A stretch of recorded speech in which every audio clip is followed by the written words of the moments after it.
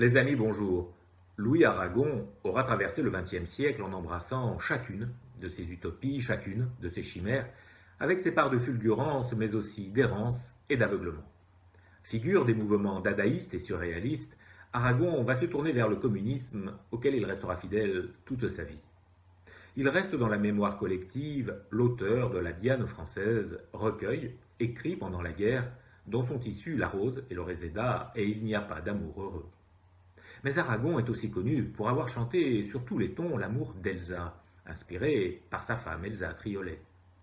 Le Fou d'Elsa, qui voit le jour en 1963, est un recueil tout à fait fascinant, très singulier sur la forme, car il se compose de diverses familles de poèmes, jouant de toutes les métriques imaginables, puisant dans les traditions occidentales, mais aussi dans la poésie persane, arabe et arabo-andalouse. Au surplus, le texte comprend beaucoup de prose. Autant le dire, le résultat tient du prodige. C'est brillant, érudit, virevoltant, passionnant. Aragon jongle avec ses facultés de poète, et son aisance laisse le lecteur pantois d'admiration. Mais derrière le poète, l'intellectuel engagé n'est jamais loin.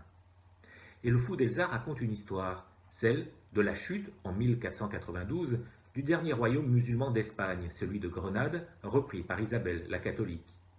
À travers la chute de cette cité multiculturelle, multiconfessionnelle, sous primauté du roi mort, résonne aussi la défaite des républicains espagnols contre les franquistes, celle de la France de 40 contre l'Allemagne nazie, ou encore la guerre d'Algérie contemporaine de la rédaction du poème. Car il fait ici peu de doute que cette ville de Grenade est une métaphore du XXe siècle. Alors bien sûr, on ne lit pas le Fou d'Elsa comme on lit un roman policier. Encore que pour Aragon, je cite, il n'existe pas de différence fondamentale entre le poème et le roman. Et l'on peut prendre aussi bien le Fou d'Elsa comme un roman que comme un poème.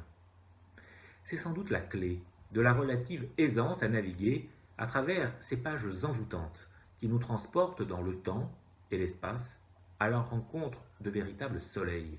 Citons Aimer à perdre la raison, Les mains d'Elsa, Nous dormirons ensemble ou encore Le tiers chantant. Alors, bonne lecture.